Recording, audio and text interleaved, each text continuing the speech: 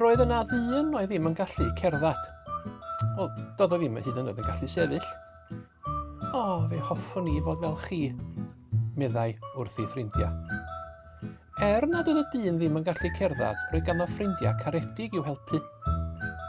Un diwrnod, cafodd ei ffrindiau syniad da. Fewn i a ti a Tiesu, meddai nhw. Fewn na'i Iesu dy wella di. Felly dyna godi'r dyn ar ei fatras a'i garu o'r tŷ lle roedd Iesu'n aros. Ond roedd cymaint o bobl wrth y drws. Doedd dim posibl iddyn nhw fynd yn agos ato. Beth am dringo'r grisiau? Meddai un o'i ffrindiau. Roedd grisiau tu allan i'r tŷ. Felly, i fyny a nhw, i fyny ac i fyny, i'r to. Roedd to fflat ar y tŷ wedi wneud o fwd sych a choed.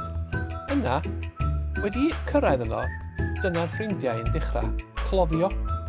Cloddio a chloddio yn syth drwy'r to nes gwneud twll mawr anferth.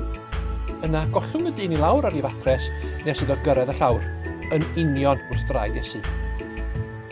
Edrychodd Iesu lawr ar y dyn. Yna i fyny ar y 4 ffrind da a gwenu. Ydych chi am i mi ei wneud yn well, meddai Iesu, ac fe wna i yn well o lawer. Yna dwedodd Iesu wrth y dyn, mae pob peth drwg nes ti wedi cael ei fadda. Saf ar dy draed. Arholiad y fatras yw chario'n hwylus dan dy fraich. Felly di gerdded adra. Ac fe wnaeth hefyd.